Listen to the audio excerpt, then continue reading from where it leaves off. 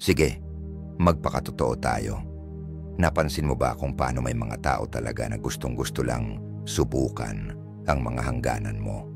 Sila'y pumuputol sa'yo, nagpapasaring ng palihim o nagpapakita na parang ang oras at damdamin mo ay optional lang at kailangan mo lang ngumiti at hayaang dumaan iyon. Hindi ngayon, kung sawa ka na sa mga taong di rerespetuhin ka, para sa'yo ang video na ito. Ngayon, ibabahagi ko ang matapat, baka nga medyo kontrobersyal pa, na mga paraan para harapin ang kawalang-galang nang hindi nawawala ang iyong kalmado at hindi isinasakripisyo ang iyong respeto sa sarili. Kaya maghanda ka dahil sa dulo nito, makukuha mo ang lahat ng gamit para ipakita sa mga tao kung saan talaga ang linya. Tara, simulan na natin. Isa, yakapin ang tahimik na titig. Simulan natin sa isa sa mga paborito kong medyo matapang na teknik, ang tahimik na titig. Baka iniisip mo, talaga? Titig lang? Oo. Maniwala ka sa akin, kapag may taong bastos o walang galang ng lantaran, walang mas nakakagulat sa kanila kaysa sa matagal, kalmado, at walang inaalalang titig. Ito ang dahilan kung bakit ito epektibo. Karaniwan, ang mga taong walang galang ay naghahanap ng reaksyon. Gusto nilang manginig ka, mabigla, o baka magalit ka pa. Sinusubukan kanilang isali sa drama nila para pagdudahan mo ang sarili mo o maramdaman mong maliit ka. Pero kapag tumitig ka lang, walang salita, walang ekspresyon, bigla na lang nagbago ang lakas ng sitwasyon. Alam ko, medyo parang pasaring ito, pero pakinggan mo muna ako. May kakaibang epekto ang isang taong hindi nagbibigay ng reaksyon na inaasahan ng iba. Kapag matatag ang iyong tahimik na titig, sinasabi mo ng walang salita, hindi ako nakikipaglaro sa iyo. Ito ay paraan ng pagkuha ng kontrol kahit na hindi mo iniaangat ang kamay. At minsan, ang tahimik na titig ang pinakamalinaw at pinakamakapangyarihang hindi na maipapahayag mo. Isasalaysay ko sa iyo kung paano gumana ang teknik na ito ng parang mahika. Nasa isang pulong ako kung saan may isang lalaki na palaging pinutol ang sinasabi ko, parang misyon niya iyon. Alam mo na yung tipo, maingay, overconfident, iniisip na lahat ay nakikinig sa kanya. Sinubukan kong magsalita, naging magalang, pero hindi siya tumigil. Kaya sa huli, tumitig na lang ako sa kanya. Yumuko ako sa upuan, nagtawid ng mga braso, at hinawakan ang kanyang tingin. Hindi kumurap, walang ekspresyon. Tumitig ng 5 segundo ng tuloy-tuloy. Wala akong sinabi. Ramdam mo ang tensyon na tumindi. At ang pinakamagandang bahagi, nagsimulang tumingin sa kanya ang ibang tao sa mesa, nagtataka kung ano ang gagawin niya. Alam mo ba ang nangyari? Naiinis siya, nadulas sa mga salita at bigla nang hindi tumingin sa akin. Hindi na niya ako pinutol sa buong pulong. Ang tahimik na titig na iyon ay mas epektibo kaysa sa kahit anong salita. At hindi lang nito pinahinto ang ugali niya sa sandaling iyon. Nagsimula pa nga siyang rumespeto sa akin pagkatapos noon, na parabang na-realize niya na hindi ako basta-basta pwedeng tapakan. Minsan kailangan mong ipakita. Alam ng mga tao kung sino ka, kahit hindi ka magsalita. Tuklasin pa natin ng mas malalim dahil higit pa ito sa isang laro ng kapangyarihan. Kapag niyakap mo ang tahimik na titig, parang paalala ito sa kanila at sa sarili mo na hindi mo kailangang sumayaw sa tugtog ng iba. Hindi mo kailangang magbigay ng emosyonal na reaksyon at hindi mo kailangang patunayan ang sarili sa mga taong hindi nakikita ang halaga mo. Ito ay tungkol sa pagbawi ng iyong espasyo, kapayapaan at dignidad. Madalas, kapag may taong walang galang, nararamdaman nating kailangan nating ipagtanggol ang sarili, ipaliwanag ang sarili, o mas masahol pa, hayaan na lang dahil ayaw nating magdulot ng gulo. Pero ang tahimik na titig, hindi ito tungkol sa pagiging agresibo, Ito ay pagpapakita na matatag ka, hindi naapektuhan, at buong tapang na kontrolado mo ang sariling damdamin. Ito rin ay tungkol sa pananagutan. Ang mga taong sanay ng walang galang sa iba ay madalas ginagawa ito ng hindi iniisip. Hindi pa sila natatawag sa kanilang pagkakamali, hindi pa nakaranas ng tunay na kaparusahan sa pagtrato sa iba ng hindi maganda. Kapag binigyan mo sila ng tahimik, walang ekspresyong tingin, para kang naghawak ng salamin. Bigla na lang silang naiwan sa harap ng kanilang sariling kilos. Hindi mo sinasabi na mali sila, pinapakita mo lang sa kanila. At karamihan sa tao ay ayaw makita ang sarili nila sa ganoong anyo. Kaya ito ang dahilan kung bakit epektibo ito. Napansin ko na ang teknik na ito ng tahimik na titig ay hindi lang nagpapalayo sa kabilang tao. Pinalalakas din ito ang iyong pagpapahalaga sa sarili. Kapag nakatayo ka roon, tahimik at hindi gumagalaw, pinapaalalahanan mo ang sarili mo na hindi ka matitinag ng kanilang mga salita o kilos. Dati, ako yung tipo na kinakabahan at natatawang biro lang ang bastos na komento o sinusubukan pang ipaliwanag ang sarili kapag kinuwestiyon ang mga desisyon ko. Pero totoo, nauubos lang ang lakas ko at lalo akong napapahina. Ang matutong tumingin lang sa tao, hayaan ang katahimikan na pumuno sa paligid nang hindi umatras ay naging malaking pagbabago. Para itong maliit na pagkilos ng pagsuway, isang tahimik pero makapangyarihang deklarasyon ng paggalang sa sarili. Kaya kung may taong bastos, lumalampas sa hangganan o pinaparamdam sa iyo na maliit ka, subukan mo ang tahimik na titig. Titigan mo lang sila. Hayaan mong maramdaman nila ang bigat ng iyong kapayapaan. Magugulat ka kung gaano sila kakulba at kung gaano ka kapangyarihan ang mararamdaman mo. Sinasabi ng tahimik na titig, sobra ang paggalang ko sa sarili ko para mahila sa negatibidad mo. At iyan ay mensaheng sulit ipadala. 2. Yakapin ang katahimikan bilang sagot mo. Narito ang isang maliit na lihim na sandata na madalas hindi nabibigyan ng sapat na halaga. Ang katahimikan. Kapag may taong walang respeto sa iyo, isa sa pinakamakapangyarihang tugon ay ang walang tugon talaga. Alam ko, ang iniisip mo, ang katahimikan parang pagiging pasibo, para bang pinapabayaan mo silang makalusot, di ba? Pero ito ang totoo, malayo ang katahimikan sa pagiging pasibo. Isa itong pagpili, at minsan, ito ang pinakamatapang at pinakamalakas na sagot na maibibigay mo. Kapag may nagtatapon ng negatibidad sa iyo, sinusubukan kanilang hilahin sa kanilang drama para maramdaman mong maliit ka o magdepensa. Pero kapag hindi ka nakisali, kapag hinayaan mo lang na nakabitin ang kanilang mga salita nang walang sagot, pinipilit mo silang harapin ang sarili nilang asal ng mag-isa. At ang katahimikan na yon, nakakabulagta. At ito ang dahilan kung bakit epektibo ito. Karaniwang naghahanap ng reaksyon ang mga taong walang respeto sa iba. Naghahanap sila ng away, paliwanag, o kahit anong uri ng pagkilala para sa kanilang asal. Pero ang katahimikan ang nagsasabi, hindi kita bibigyan ng aking enerhiya. Sa hindi pagsali, kontrolado mo ang usapan at nagpapadala ka ng malinaw na mensahe. Hindi ako nandito para aliwin ang kawalang galang mo. Minsan, ang pinakamakapangyarihang paraan para makipag-usap ay ang hindi makipag-usap. Ito'y tahimik at banayad na paalala na hindi sila karapat-dapat sa iyong oras o salita. Naalala ko isang pagkakataon na kasama ko ang isang tao na hindi mapigilang magbigay ng mga sarkastikong patama. Alam mo yung klase ng tao na nagtatago ng insulto sa likod ng biro at sinusubukang ipasa ito bilang walang masamang intensyon.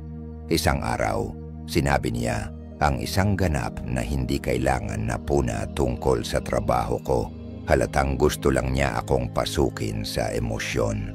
Karaniwan, sinubukan kong ipaliwanag ang sarili ko o kahit magbitiw ng matalas na sagot.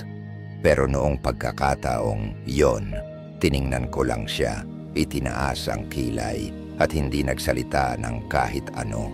Hinayaan kong nakabitin ang mga salita niya sa hangin.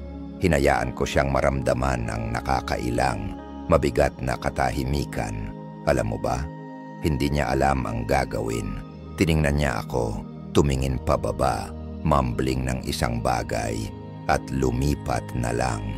Yun ang huling pagkakataon na sinubukan niya yun sa akin. Parang bigla niyang naisip, kapag hindi ako nagre-react, wala siyang makukuha na kapangyarihan. At yan ang ganda ng katahimikan. Pinapagutom nito ang kawalang galang ng atensyong inaasam nito. Narito ang mas malalim na mensahe. Kapag pinili mo ang katahimikan, pinipili mo ang sarili mo. Sinasabi mo, mas pinapahalagahan ko ang aking kapayapaan kaysa ang opinyon mo tungkol sa akin. At hindi lang ito nagbibigay lakas, ito'y revolusyonaryo. Madalas, nakakaramdam tayo ng pressure na sumagot, magpaliwanag, ipagtanggol ang mga desisyon o patunayan ang halaga natin sa mga taong, sa totoo lang, wala namang balak na respetuhin tayo. Pero sa pagyakap sa katahimikan, tinatanggihan mong sundin ang kanilang mga patakaran. Kumakampi ka ng hindi gumagalaw. Pinapabatid mo sa kanila, hindi ka karapat-dapat sa mga salita ko. At hindi lang ito tungkol sa pagkontrol sa sitwasyon. Ito ay tungkol sa pagkuha muli ng iyong enerhiya. Ang katahimikan ay parang filter. Pinananatili nitong buo ang iyong kapayapaan sa pamamagitan ng pagharang sa negatibidad na gustong ibato ng iba sa iyo. Sa sandaling tigilan mo ang pakiramdam na kailangang sagutin ang bawat bastos na salita, bawat sarkastikong patama. Napalaya mo ang sarili mo. Hindi mo na binibigyan ng access ang iba sa iyong panloob na mundo. Nagsisimula kang mamuhay sa sarili mong mga kondisyon. Aminin ko, hindi madali para sa akin ang matutong gumamit ng katahimikan. Akala ko dati na kung hindi ko ipagtatanggol ang sarili ko, magmumukha akong mahina o pasibo. Pero napansin ko ang isang bagay, tuwing sasagot ako sa mga taong walang respeto sa akin, nauubos ako at naiinis. Pero kapag pinipigilan kong magsalita, kapag hinayaan kong dumaan ang mga komento nila na parang puting ingay lang, napagtanto ko ang isang makapangyarihang bagay. Naramdaman kong mas magaan, mas malakas, at mas kontrolado ako. Sobrang pag-react. So ito ang hamon ko sa'yo. Sa susunod na may taong walang respeto sa'yo, huminto ka muna saglit. Huminga ng malalim, tumingin sa mata niya, at huwag kang magsalita. Hayaan mong magsalita na lang ang katahimikan mo para sa'yo. Baka magulat ka kung gaano siya kakulitan at kung gaano ka-liberating para sa'yo ang hindi pagsagot. Yakapin mo ang katahimikan bilang sagot mo, kasi minsan ang hindi pagsagot ang pinakamakapangyarihang pahayag. 3. Tigilan ang pagpapaliwanag ng mga pinili mo.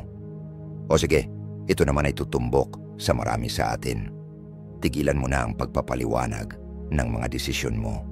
Seryoso, ilang beses mo na bang ginawa ang isang desisyon para sa sarili mo, tapos bigla na lang may nagtatanong kung bakit? Bakit mo ginawa yon? Bakit hindi ka pumunta sa event na yon? Bakit mo tinanggap yang trabaho? Parang akala ng mga tao, may karapatan silang hingin ang paliwanag sa lahat ng ginagawa natin. At ang totoo, wala silang karapatan. Ang mga desisyon mo ay para sa iyo at hindi ka obligado na magpaliwanag kung paano mo pinipili ang buhay mo. Maaring kontrobersyal ito pakinggan, pero aminin natin, kapag tinatanong ka tungkol sa mga desisyon mo, madalas hindi naman nila talaga gustong maintindihan. Naghahanap lang sila ng dahilan para husgahan ka. Sinusubukan nilang hanapan ng butas ang mga pinili mo para mapaisip kang muli sa sarili mo. o para makaramdam sila ng ginhawa sa sarili nilang mga desisyon sa pamamagitan ng pagpapalagay na mali ang sayo. At alam mo ba, hindi mo kailangang sumunod sa larong yon. Kapag tinigil mo ang pagpapaliwanag, nire-reclaim mo ang iyong kalayaan at pinapakita mo sa kanila na ang buhay mo ay hindi pinagdedebatehan. Tingnan natin ng mas malalim kung bakit nararamdaman ng mga tao na karapat-dapat silang hingin ang paliwanag sa umpisa pa lang. Kapag tinatanong nila ang mga desisyon mo, kadalasan dahil hinahamon ng mga desisyon mo ang pananaw nila sa mundo. Siguro, nanganganib kang gawin ang isang bagay na takot silang gawin, o baka naman lumalabas ka sa comfort zone na kinagesnan nila. Ang pagiging independent mo o ang pagiging handa mong gawin ang mga bagay ng iba ay nakakailang sa kanila. Ang paghingi nila ng paliwanag ay paraan nila para ibalik ka sa kanilang comfort zone. Pero ito ang pinakamalupit. Kahit na nakakaramdam sila ng discomfort, hindi ibig sabihin na responsibilidad mo silang patahimikin. Hindi public service announcement ang buhay mo. Hindi mo kailangang ipaliwanag o ipagtanggol ang mga pinili mo sa kahit sino. Naalala ko noong nagdesisyon akong magpalit ng career mula sa isang stable na trabaho patungo sa isang bagay na talagang passion ko, pero may mas mataas na risk. Nang malaman ng mga tao, parang inihayag ko na lilipat ako sa Mars. Paulit-ulit akong tinatanong, bakit mo iiwan ang stable na trabaho? At paano mo gagawin na maging successful yan? Sa simula, sinusubukan kong ipaliwanag. Sinabi ko kung paano ko gustong magkaroon ng mas makabuluhang trabaho at na may plano ako. Pero mabilis kong napagtanto na kahit anong sabihin ko, parang kulang pa rin. Kapag mas marami akong ipinaliwanag, mas marami silang tinatanong, hinahanap ang mga butas at pinaparamdam na kailangan kong patunayan ang sarili ko. May isang nagtanong, pero bakit mo iiwan yung trabaho? Sagot ko lang, kasi gusto ko. Walang dagdag na paliwanag, walang pag-eksplikar ng strategy ko. Isang simpleng sagot lang, at alam mo, ang saya-saya ng pakiramdam. Ang katahimikan pagkatapos noon ay napakalakas ng dating. Hindi alam ng mga tao kung paano sasagot kasi kinuha ko sa kanila ang kapangyarihan na questionin ang mga desisyon ko. At alam mo ba, unti-unti silang tumigil sa pagtatanong. Ito ang totoong ganda ng hindi pagpapaliwanag ng sarili. Nakakapagpalaya ito. Ipinapakita mo na nakatayo ka sa sarili mong katotohanan, na sapat na ang mga desisyon mo dahil ikaw ang gumawa nito. Kapag tigil ka na sa pagpapaliwanag ng mga ginagawa mo, binibigyan mo ang sarili mo ng pahintulot na mamuhay ng totoo, nang walang pabigat ng mga inaasahan ng iba. Hindi mo na sinasayang ang enerhiya mo sa mga paliwanag at imbes ay nilalagay mo ito sa totoong pamumuhay ng buhay na gusto mo. May isang makapangyarihang aral dito. Hindi kailangan ang buhay mo ng boto ng madla. Hindi kailangang suriin o aprubahan ng iba ang bawat desisyon mo. At kapag tigil ka na sa pagpapaliwanag, ipinapakita mo sa kanila, kumpiyansa ako sa mga pinili ko, kaya hindi ko kailangan ng approval ninyo. Isipin mo, kailan ka ba huling nakakita ng totoong kumpiyansang tao na nagpapaliwanag ng bawat desisyon niya sa iba? Siguro hindi pa, kasi ang mga taong may sariling buhay ay hindi nangangailangan ng kumpirmasyon mula sa iba. Alam nila na ang tanging approval na mahalaga ay yung sa sarili nila. Tingnan mo, naranasan ko na yon. Dati, ako yung tipo na nagbibigay ng buong PowerPoint presentation para lang maintindihan ng iba kung bakit ako gumagawa ng isang bagay para sumangayon sila. Pero habang tumatagal, napansin ko na ang pagpapaliwanag ko sa lahat ay nagpapalito lang sa sarili ko. Kaya gumawa ako ng kasunduan sa sarili ko. Kapag may nagtatanong tungkol sa desisyon ko, Sasagutin ko ng maiksi, isang pangungusap lang o dalawa. Kapag pinilit pa rin sila, ngumingiti na lang ako at tuloy na. At alam mo ba, gumaan ang buhay ko. Habang mas tumitigil akong magpaliwanag, lalo akong naging kampante sa mga desisyon ko. Kaya heto ang hamon ko sa'yo. Sa susunod na may magtatanong tungkol sa mga pinili mo, labanan ang pagnanais na magpaliwanag. Sabihin mo lang, kasi gusto ko, o yan ang tama para sa akin. Tapos hayaan mong magsalita ang katahimikan. Panoorin kung gaano kalakas ang dating ng simpleng pahayag na iyon. Mararamdaman mo na mas malakas ka, mas kontrolado ang sarili mo, at mas payapa ang puso mo. At ang pinakamagandang bahagi, maiintindihan mo na ang mga desisyon mo ay hindi kailangang aprubahan ng iba. Valid ang mga ito dahil ikaw ang gumawa. Tara, maging totoo tayo. Minsan, ang pinaka-epektibong paraan para harapin ang mga taong hindi rin empeto ka ay ang panatilihing may distansya ka sa kanila. Alam ko, medyo matindi ito. Baka maging tila malamig pa, pero ito ang matapang na katotohanan. Hindi lahat ay karapat-dapat magkaroon ng front row seat sa buhay mo. At kung may taong paulit-ulit na hindi nagpapakita ng respeto sa iyo, isa sa pinakamalusog na hakbang na pwede mong gawin ay bigyan ang sarili mo ng espasyo mula sa kanila. Hindi ibig sabihin ito na galit ka sa kanila o masyado kang dramatiko. Ibig sabihin, iginagalang mo ang sarili mo ng sapat para pangalagaan ang enerhiya mo. Ang pagkakaroon ng distansya ay hindi pagiging masama o pag-i-ignore sa tao. Ito ay pagpili kung saan at paano mo gugugulin ang oras at lakas mo. Isipin mo ang buhay mo bilang isang club na may limitadong access. Hindi lahat ay nakakapasok na parang VIP. Kung may taong palaging nilalabag ang boundaries mo, pinaparamdam kang maliit o palaging negatibo ang vibe, bakit pa nila sila panatilihin na malapit? Okay lang na lumayo. Sa totoo lang, mahalaga pa.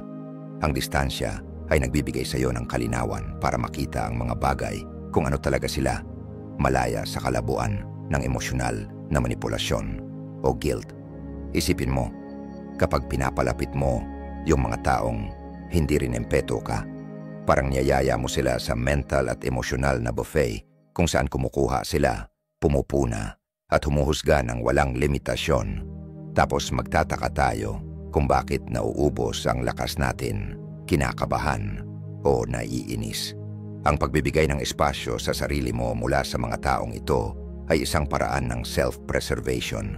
Ito ay tungkol sa pangangalaga sa kalusugan ng isip mo, pagpapanatili ng kapayapaan mo, at paggawa ng puwang para sa mga tao na totoong nirerespeto at nagpapalakas sa iyo. Ang pagbitaw sa guilt ng paglalayo sa kanila ay nakakawala ng pahirap. Hindi ka obligado na panatilihin ang mga taong hindi rin empeto sa paligid mo.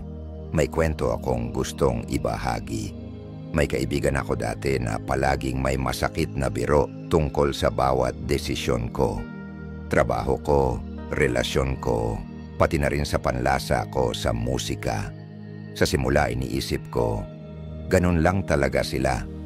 Baka ako lang sobra ang reaksyon. Kaya pinilit ko silang panatilihin. Sinusubukan ko silang balewalain. Iniisip ko na hindi naman ito ganoon kalaki na problema. Pero habang tumatagal, yung mga maliliit na turok na iyon ay nagsimulang bumilis sa pakiramdam ko. Napagtanto ko na palagi akong naglalakad, pagbibigay ng pagkakataon sa sarili ko na maghilom at mag-grow, na hindi ako obligadong manatili sa mga relasyon na pumipigil sa akin na maging masaya at buo. Natutunan kong ang paglayo ay hindi pagtalikod. Ito ay pagpili ng mas mabuting daan para sa sarili. Minsan kailangang maging matapang tayo para sabihin sa sarili natin, karapat-dapat akong magkaroon ng kapayapaan at respeto. At kapag pinili mong lumayo sa mga taong hindi iyon kayang ibigay sa iyo, pinapakita mo sa sarili mo na hindi ka basta-basta papayag sa kahit anong trato. Alam mo ba yung feeling kapag nakapaligid ka sa mga tao na tunay na nagmamalasakit sa'yo? Yung mga nagbibigay lakas sa'yo, pumapawi ng pagod at stress. Yan ang mga relasyon na dapat mong pagtuunan ng oras at puso. Kaya sa susunod na maramdaman mong may taong palaging sumisira sa enerhiya mo, huwag matakot na magbigay ng distansya. Hindi mo kailangang ipaliwanag ito ng sobra. Ang mahalaga ay pinipili mong pangalagaan ang sarili mo.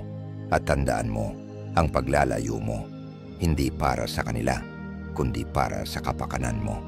Para sa kapayapaan ng isip mo at kaligayahan ng puso mo. Nang simulang bigyan ko ang sarili ko ng permiso na lumayo sa mga taong walang respeto, nakaramdam ako ng bagong klase ng kalayaan. Mas marami akong enerhiya, mas kapayapaan, at mas malinaw na pananaw kung sino ang gusto kong mapasama sa buhay ko. Kaya heto ang hamon ko sa iyo. Isipin mo ang mga tao sa buhay mo na palaging walang respeto sa iyo, na nagpaparamdam sa iyo na maliit ka o drained. 5. Itaas ang iyong ulo. Sige, pag-usapan natin ang isang classic na payo na hindi nawawala sa uso, ang pagtaas ng iyong ulo. Alam kong parang generic na advice ito, pero tiwala ka sa akin, ito'y ginto talaga kapag nakikitungo ka sa mga taong walang respeto sa iyo. Ganito kasi yan. Kapag may taong walang respeto, umaasa sila na mararamdaman mong maliit ka. Gusto nilang pagdudahan mo ang sarili mo, ibaba mo ang iyong mga mata at lumiit ka sa sarili mo. Pero kapag tumindig ka ng matangkad at itinaas ang iyong ulo, sinasabi mo, kahit walang salita, alam ko kung sino talaga ako at wala kang sasabihin o gagawin na makapagpapababa sa akin. Ano ang lakas nito? Ang kumpiyansa ay nakakaistorbo sa mga tao, lalo na sa mga taong walang respeto sa iba. Bakit? Kasi umaasa sila na ang kanilang mga salita o kilos ay may kapangyarihang impluwensyahan ka, kontrolin ka sa isang paraan. Kapag hindi mo pinapayagang marating ka ng kanilang kawalang respeto, kapag literal kang tumindig ng mas matangkad at itinaas ang ulo, ipinapakita mo sa kanila na wala silang kapangyarihan para pabagsakin ka. Hindi ka matitinag.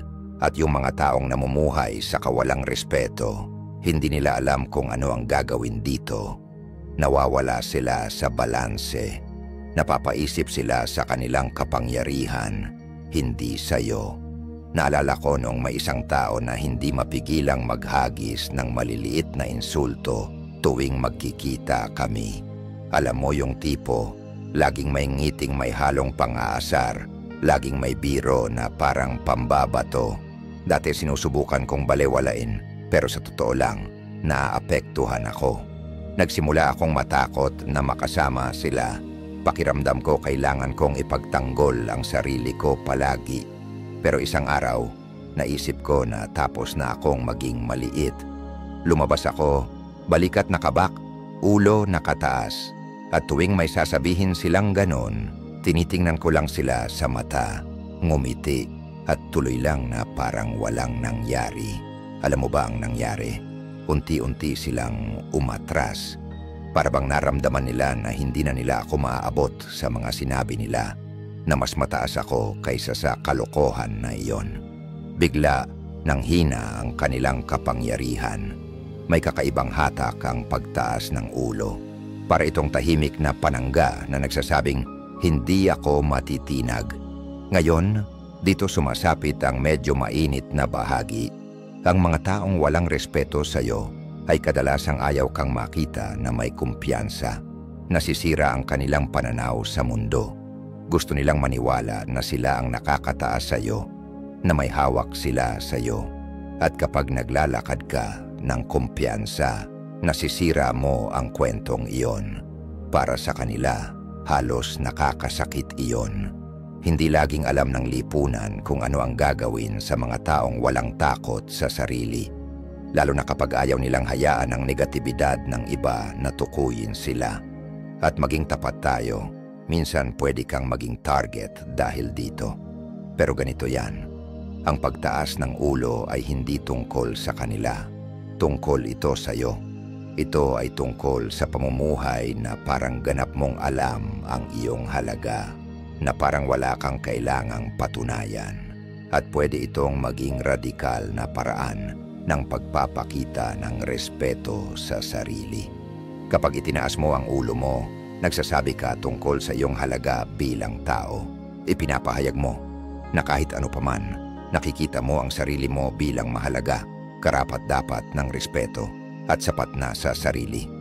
At heto pa ang mas malalim na mensahe. Ang pagpapahalaga sa sarili ay hindi isang bagay na kailangang kitain mula sa iba. Ito ay isang bagay na ipinag-aari mo para sa sarili mo. Kahit ano pa ang iniisip o sinasabi ng iba, naglalakad ka sa buhay na para bang hawak mo na ang lahat ng kailangan mo sa loob mo. Dahil hawak mo nga, ang pagtaas ng ulo ay palaging paalala na ikaw ang bida sa sariling kwento mo at walang karapatan ang opinyon ng iba na iparamdam sa iyo na kulang ka. Ang kagandahan nito, kapag masasanay ka dito, hindi na gaanong maapektuhan ang kawalang respeto ng iba. Masyado kang abala sa pamumuhay sa sarili mong daan, masyado kang tiyak sa kung sino ka para mabahala sa mga pagtatangkang pabagsakin ka ng iba. Hindi ito madaling natutunan sa akin.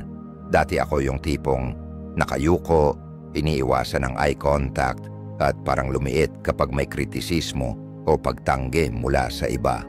Mas ligtas sa pakiramdam na parang maglaho na lang.